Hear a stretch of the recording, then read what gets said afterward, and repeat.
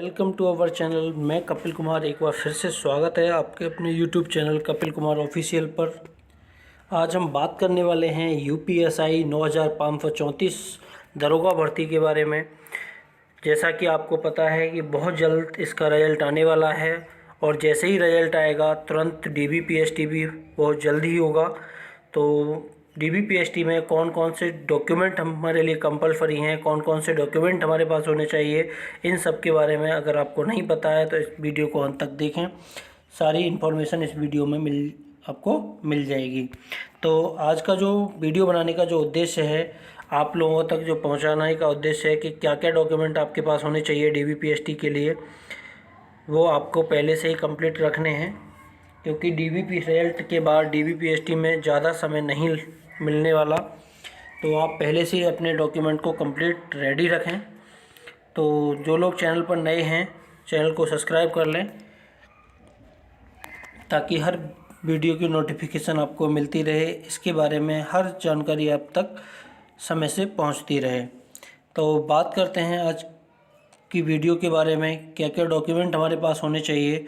तो चलिए स्टार्ट करते हैं। तो बात करते हैं, सबसे पहले हमारे पास 10th की मार्कशीट विद सनद इफ़ एनी। सनद ज़रूरी नहीं है कि सभी अभ्यर्थियों के पास हो। कहने का मतलब 2010 से पहले जो इन्होंने हाई स्कूल किया है उनके पास सनद और मार्कशीट अलग अलग होती थी। उसके बाद से एक ही में सनद और मार्कशीट आती है। तो जो ऐसा भी आपके पास हो वो आपको लेके जाना है। हाई स्कूल की मार्कशीट हो गया, नंबर 2 हो गया 12th की मार्कशीट हो गया, नंबर 3 ग्रेजुएशन मार्कशीट हो गया। ग्रेजुएशन की मार्कशीट के बारे में थोड़ा कन्फ्यूजन रहता है। अगर आपके पास तीनों ईयर की मार्कशीट हैं तो तीनों ईयर की मार्कशीट आपको लेके जाना है। अगर आपके पास केवल फाइनल ईयर की मार्कशीट है तो केवल फाइनल ईयर की मार्कशीट को लेके जाना है। अब ऐसा मैं क्यों बोल रहा हूँ कि पहले जो था वो तीनों ईयर की मार्कशीट अलग अलग आती थी। अभी जो कंडीशंस हैं उसमें एक ही फाइनल ईयर में ही मार्कशीट आपकी आती है जिसमें तीनों ईयर के मार्क्स काउंट रहते हैं। ऐसा पहले भी होता था, लेकिन पहले हर वर्ष की जो मार्कशीट रहती थी वो अलग अलग आती थी। अब जैसे ग्रेजुएशन में अगर मैं बात करूं, चाहे आपने बीए किया है या बीएससी किया है या बीकॉम किया है, ऑल ईयर की मार्कशीट जो भी आपके पास अवेलेबल हैं वो सभी आपको लेके जानी है। साथ ही मैं बात करने वाला हूँ ग्रेजुएशन से संबंधित डिग्री।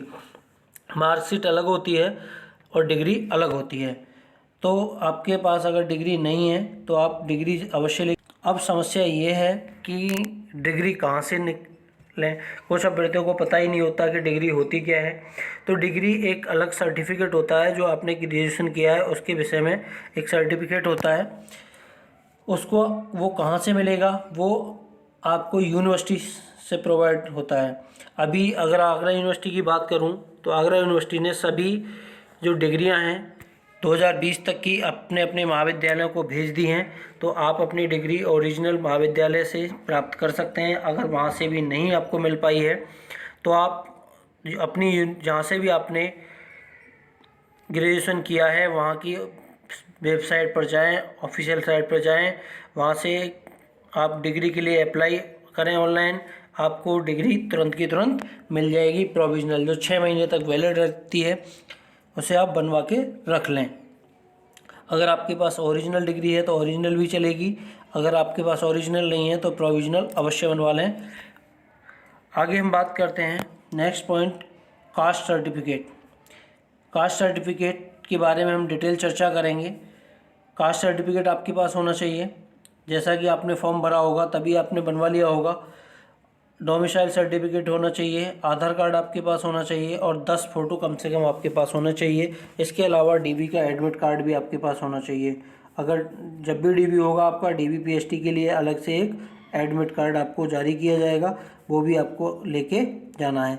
इसके अलावा एप्लीकेशन फॉर्म अगर आपके पास है तो बहुत अच्छा,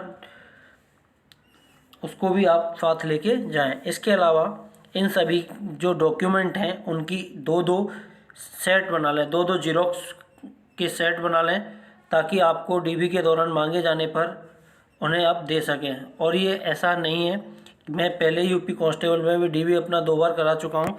आपसे जीरोक्स सेट मांगे ही जाएंगे, ये आप निश्चित है आप अपने 2 सेट बनवा कर रख लें, ठीक है। तो इतना आप ध्यान रखें। आगे बात करते हैं। जितना मैं एक्सपीरियंस है मुझे, जहाँ तक मैंने 2 बार डीबी अपना कराया है उसके बारे में आपको पूरा बता रहा हूँ क्या क्या होता है डीबी में। परेशान होने वाली कोई बात नहीं है, पैनिक करने की ज़रूरत आपको नहीं है। आराम से डीबी होगा आपका अगर आपके पास ये सभी डॉक्यूमेंट जो आपके मांगे जाते हैं वो अगर आपके पास हैं तो। आगे हम बात करेंगे, जो बात करने वाले थे कुछ इम्पोर्टेंट पॉइंट, एक तो कास्ट सर्टिफिकेट से रिलेटेड, एक डोमिसाइल सर्टिफिकेट से रिलेटेड। हाँ, एक चीज़ और, अगर जो अभ्यर्थी EWS कैटेगरी से फॉर्म भरा है उनके पास EWS का सर्टिफिकेट भी होना आवश्यक है, ठीक है। तो ये चीज़ें बहुत इम्पोर्टेंट हैं। तो यही मोस्टली इम्पोर्टेंट डॉक्यूमेंट हैं जो आपके पास होने चाहिए हर अभ्यर्थी के पास, जो UPSI के लिए मांगे जाने वाले हैं। तो बात करते हैं कास्ट सर्टिफिकेट, डोमिसाइल सर्टिफिकेट और EWS सर्टिफिकेट से रिलेटेड कुछ विशेष पॉइंट्स के बारे में। तो बात करेंगे इसमें, देखिए ये पॉइंट लिखा हुआ है, उत्तर प्रदेश लोक सेवा आयोग अनुसूचित जातियों, अनुसूचित जनजातियों और अन्य पिछड़े वर्ग के लिए आरक्षण अधिनियम 1994 की अनुसूची 2 के अनुसार क्रीमी लेयर के अंतर्गत आने वाले उत्तर प्रदेश के अन्य पिछड़े वर्ग के अभ्यर्थियों को आरक्षण का लाभ अनुमन्य नहीं है। कहने का मतलब OBC या किसी भी इनमें से कोई भी कैटेगरी की अनुसूची 2 के अनुसार क्रीमी लेयर के अंतर्गत, क्रीमी लेयर का मतलब 8 लाख से अधिक वार्षिक आय वाले जो भी व्यक्ति हैं उन, अगर आप क्रीमी लेयर में आते हैं तो आपको कोई आरक्षण का लाभ नहीं दिया जाएगा। अगला है अन्य पिछड़े वर्ग के लिए जाति प्रमाण पत्र प्रारूप 1 1 अप्रैल 2020 या उसके बाद का हो, परंतु अभ्यर्थी द्वारा इस भर्ती हेतु आवेदन करने की तिथि तक निर्गत होना चाहिए। अभ्यर्थी द्वारा आवेदन करने की अंतिम तिथि 30 अप्रैल 2021 को आवेदन करने की स्थिति में जाति प्रमाण पत्र दिनांक 30/4/2021 तक निर्गत होना चाहिए। कहने का मतलब ये है OBC कैंडिडेट के लिए खासकर ये पॉइंट है। जो अभ्यर्थी OBC से हैं उनके पास जो कास्ट सर्टिफिकेट है वो 1 अप्रैल 2020 के बाद होना चाहिए, 1 अप्रैल 2020 के बाद का, और आवेदन फॉर्म भरने की तिथि से पहले तक का होना चाहिए। तो ये इम्पोर्टेंट पॉइंट था किसके लिए, OBC अभ्यर्थियों के लिए। अगला पॉइंट है अन्य पिछड़ा वर्ग श्रेणी के अभ्यर्थियों द्वारा निर्धारित प्रारूप 1 निर्धारित अवधि का प्रमाण पत्र प्रस्तुत न किए जाने अथवा भारत सरकार की सेवाओं हेतु मान्य अन्य पिछड़ा वर्ग श्रेणी का प्रमाण पत्र प्रस्तुत किए जाने पर उसको अनारक्षित श्रेणी के अभ्यर्थी के रूप में व्यवहित किया जाएगा।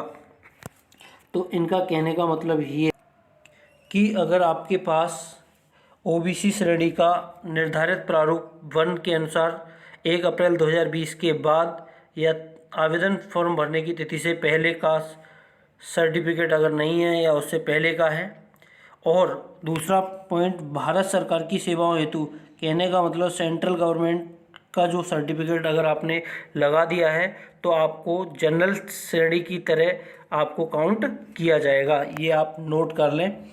तो आप देख लें आपके पास जो सर्टिफिकेट है वो 1 अप्रैल 2020 के बाद का और उत्तर प्रदेश सरकार द्वारा निर्गत होना चाहिए।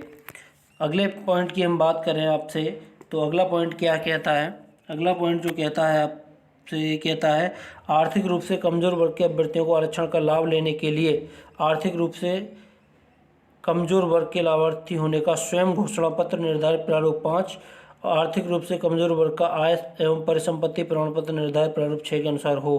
प्रमाण पत्र प्रारूप 6 दिनांक 1 अप्रैल 2020 या उसके बाद का हो, परंतु अभ्यर्थी द्वारा इस भर्ती हेतु आवेदन करने की तिथि तक निर्गत होना चाहिए। कहने का मतलब ये है कि जो EWS के अभ्यर्थी हैं जिन्होंने EWS कैटेगरी को चुना है, EWS कैटेगरी से फॉर्म भरा है और उस आरक्षण का लाभ लेना चाहते हैं, तो उनके पास EWS सर्टिफिकेट होना चाहिए निर्धारित प्रारूप 5 के अनुसार।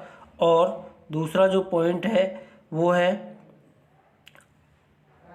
इनकम एंड आय एवं परिसंपत्ति प्रमाण पत्र निर्धारित प्रारूप 6 के अकॉर्डिंग कब का होना चाहिए, 1 अप्रैल 2020 के बाद और फॉर्म भरने की तिथि से पहले का होना आवश्यक है। आगे है आयु में छूट का लाभ लेने वाले उत्तर प्रदेश के आरक्षित श्रेणी के अभ्यर्थी आवेदन में अपनी श्रेणी अवश्य अंकित करें तथा निर्धारित प्रारूप पर सक्षम अधिकारी द्वारा जारी प्रमाण पत्र आवेदन करने से पूर्व प्राप्त कर लें एवं उनसे अपेक्षा की जाए तब वे प्रस्तुत करें। पॉइंट नंबर 7 को हमें थोड़ा ध्यान से देखना है। लंबवत क्षैतिज आरक्षण, हॉरिजेंटल और वर्टिकल रिजर्वेशन की यहाँ पे बात की गई है कि दावेदारी के समर्थन में जिलाधिकारी सक्षम अधिकारी द्वारा निर्गत उत्तर प्रदेश का मूल निवासी होने संबंधी निवास प्रमाण पत्र प्रस्तुत करना अनिवार्य होगा। कहने का मतलब आपको अगर वर्टिकल या हॉरिजेंटल रिजर्वेशन का लाभ अगर आपको लेना है तो आपको क्या करना होगा, मूल निवास प्रस्तुत करना होगा, जिसके अभाव में अभ्यर्थी को आरक्षण का लाभ अनुबंध नहीं होगा। अगर आपके पास वो नहीं है तो आपको आरक्षण का, कहने का मतलब आपको एससी कैटेगरी, ओबीसी कैटेगरी और एसटी कैटेगरी का कोई लाभ नहीं मिलेगा। जाति प्रमाण पत्र के अंकित निवास स्थान को निवास प्रमाण पत्र नहीं माना जाएगा। इन्होंने कहा है जाति प्रमाण पत्र में जो निवास स्थान अंकित होता है, एड्रेस होता है, उसको निवास स्थान का प्रमाण पत्र नहीं माना जाएगा। अगला है आरक्षण की दावेदारी के समर्थन में संबंधित मूल प्रमाण पत्र प्रस्तुत न किए जाने पर यह अवधारणा की जाएगी कि अभ्यर्थी आरक्षण का दावेदार नहीं है। तदनुसार उसकी दावेदारी निरस्त कर अभ्यर्थियों की अनारक्षित श्रेणी की समस्त पात्रता को पूर्ण करता हो तो उसे अनारक्षित श्रेणी के अंतर्गत मानते हुए भर्ती प्रक्रिया में सम्मिलित कर लिया जाएगा। कहने का मतलब ये है, अगर आपके पास जाति प्रमाण पत्र नहीं है, मूल निवास प्रमाण पत्र नहीं है, तो आपको आपकी कैटेगरी का लाभ नहीं मिलेगा, आपको जनरल के अकॉर्डिंग काउंट किया जाएगा। ये आप ध्यान रखें। अगला पॉइंट जो हम बात करने वाले हैं, पॉइंट नंबर 10, क्या है इसमें विशेष, जो अभ्यर्थी केंद्र या राज्य सरकार की सेवा में कार्यरत हैं। ये पॉइंट उन अभ्यर्थियों के लिए है जो पहले से ही गवर्नमेंट जॉब में हैं, चाहे वो भारत सरकार के अधीन हो, चाहे वो उत्तर प्रदेश सरकार के अधीन हो। उन्हें आवेदन करने से पूर्व अपने सेवायोजक से निर्गत अनापत्ति प्रमाण पत्र प्राप्त करना अवश्य अनिवार्य होगा। जब उनसे अपेक्षा की जाए उन्हें प्रस्तुत करना होगा। अगला पॉइंट है, ऐसे पुरुष अभ्यर्थी जो उत्तर प्रदेश का मूल निवास प्रमाण पत्र प्रस्तुत करने में असफल रहते हैं। ऐसे पुरुष अभ्यर्थी जो उत्तर प्रदेश का मूल निवास प्रमाण पत्र प्रस्तुत करने में असफल रहेंगे, उन्हें आरक्षित श्रेणी का अभ्यर्थी मानते हुए विचार किया जाएगा। ऐसे अभ्यर्थियों को उनकी श्रेणी के अंतर्गत आरक्षण का लाभ नहीं दिया जाएगा। कहने का मतलब वही है, अगर आपके पास मूल निवास प्रमाण पत्र नहीं है तो आप जनरल कैटेगरी में काउंट होंगे। अगला पॉइंट है कि हम बात कर लेते हैं, जो इम्पोर्टेंट पॉइंट है जिसके बारे में सभी अभ्यर्थियों को कन्फ्यूजन रहता है, उस पर हम बात करने वाले हैं आपसे। क्या है वो कन्फ्यूजन पॉइंट जिसको हम दूर करने वाले हैं। अभ्यर्थियों का कहना है कि मूल निवास प्रमाण पत्र भी क्या 1 अप्रैल 2020 के बाद होना चाहिए, तो इसमें थोड़ी भ्रांतियां हैं जो माइंड में कन्फ्यूजन पैदा करती हैं। परेशान होने की आवश्यकता नहीं है, सारी चीज़ें इस वीडियो में क्लियर हो जाएंगी।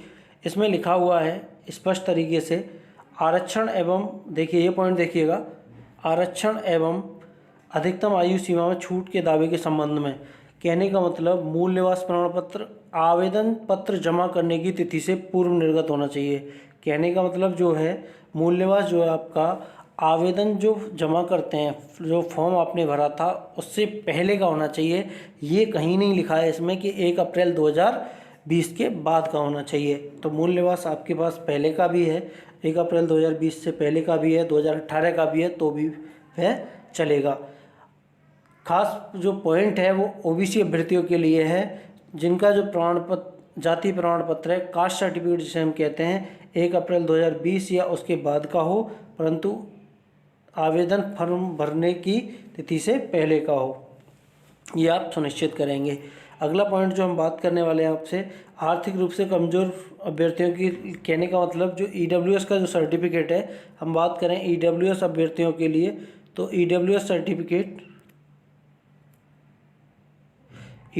सर्टिफिकेट आपके पास कब का होना चाहिए, 1 अप्रैल 2020 के बाद और फॉर्म भरने की तिथि से पहले का होना चाहिए।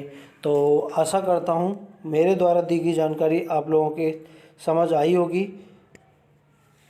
ठीक है, ऐसे ही जानकारी के लिए आप बने रहिए, बहुत जल्द आपका रिजल्ट आ जाएगा और तुरंत DVPST भी होना है।